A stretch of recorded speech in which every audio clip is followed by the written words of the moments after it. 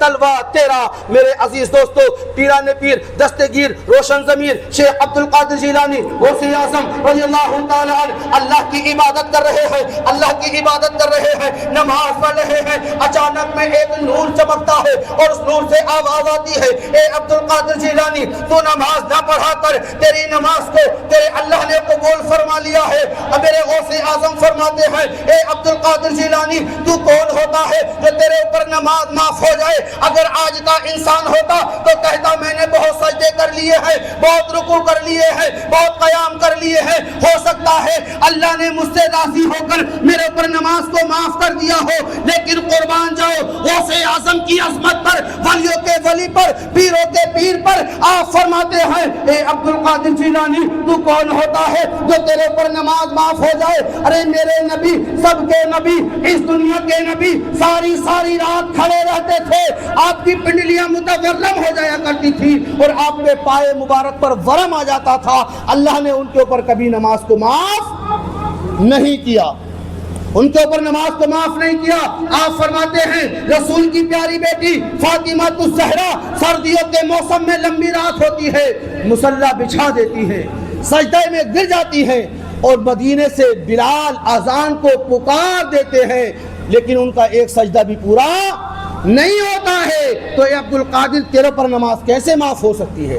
آپ فرماتے ہیں لا حول ولا قوت الا باللہ، وہ جتنا بھی نور تھا، جتنا بھی اجالا تھا، سارے کا سارا دھواں ہو گیا اور اندر سے آواز آئی کہ اے عبد القادر تجھے تیرے علم نے بچا لیا۔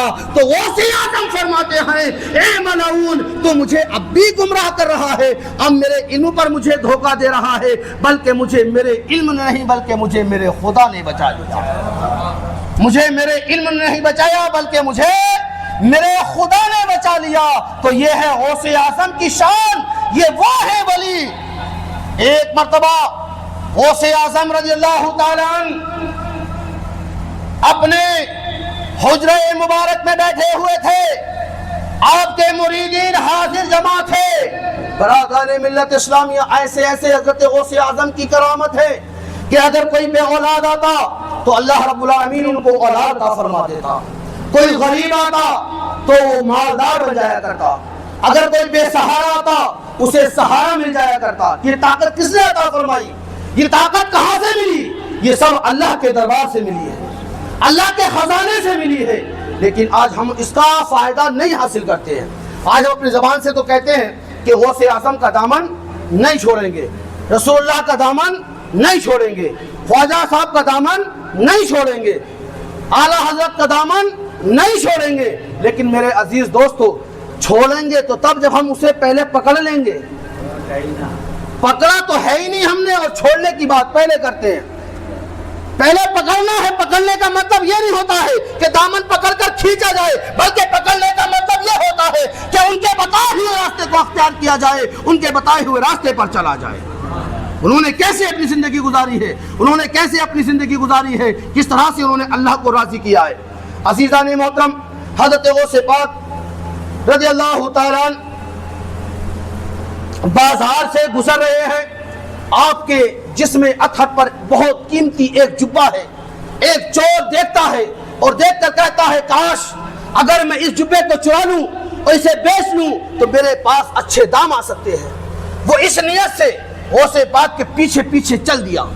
چلتے چلتے جب غوث پاک اپنے حجرے میں پہنچے تو آپ نے جا کر اس کو اتار کر کھنٹی پر ٹانگ دیا، اور ٹانگنے کے بعد آپ وضو کرنے کے بعد اللہ رب العالمین کی بارگاہ میں سجدہ ریز ہو گئے، اور چور پیچھے سے آیا اور داخل ہو کر حجرے میں چلا گیا۔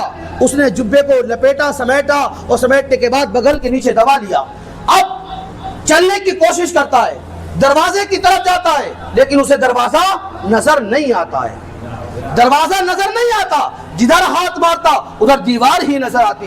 کافی رات گزر گئی، جب صبح صادق کا وقت قریب آیا تو دروازے پر کسی نے دستک دی، اے ولی شیخ عبد القادر جیلانی، میں بلیا بن ملکان ہوں، فلاں علاقے کا ایک ابدال کا انتقال ہو گیا ہے، اور ابھی اسی وقت وہاں کے شہر کے لیے ابدال کی ضرورت ہے، ابدال کی ضرورت ہے۔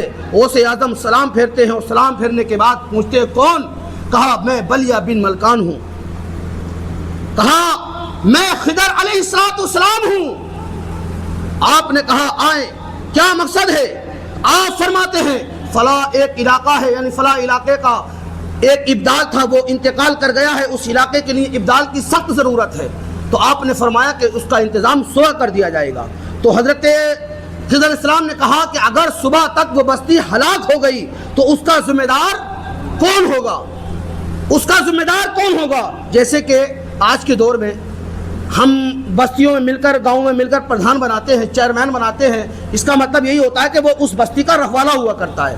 تو ایک ابدال تھا جو ساری بستی کا رکھوالا تھا، اس بستی کی دیکھ بھال کرتا تھا۔ غوث اعظم نے فرمایا کہ صبح انتظام کر دیا جائے گا۔ آپ نے کہا نہیں، اگر صبح تک بستی ہلاک ہو گئی اس کا ذمہ دار کون ہوگا؟ تو آپ فرماتے ہیں کہ جاؤ، اگر تمہیں اتنی ہی جلدی ہے تو جاؤ، ہمارے کمرے میں ایک ابدال بیٹھا ہے صف میں لپٹا ہوا، اسے ابھی لے جاؤ۔ صف میں لپٹ کر وہ چور بیٹھ گیا۔ جب خضر علیہ السلام وہاں پہنچنے کے بعد کہا اے ابدال چل ہمارے ساتھ۔ جب اتنا کہا تو وہ سٹپٹایا، گھبرایا اور کہنے لگا نہیں نہیں نہیں، میں ابدال نہیں ہوں، ارے میں تو چور ہوں، میں تو چوری کرنے آیا تھا۔ تو وہ حضرت خضر علیہ السلام کہتے ہیں ارے اب تک تو چور تھا، اب تک چور تھا، اب تک ڈاکو تھا، اب تک گنہگار تھا، جب تک غوث کی بارگاہ میں نہیں آیا تھا۔ اب تو غوث کی بارگاہ میں آ گیا ہے، تیرے اوپر نگاہ ولی ہو گئی ہے، اب تو چور نہیں ہے بلکہ ولی بنا دیا گیا ہے، ولی بنا دیا گیا ہے، تو ولی بنا دیا گیا ہے۔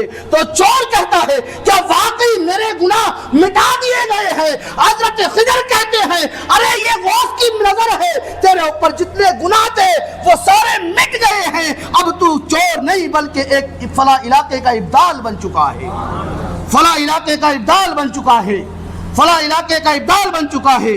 آتا ہے، آ کر غوث اعظم کے قدموں میں اپنا سر رکھتا ہے اور کہتا ہے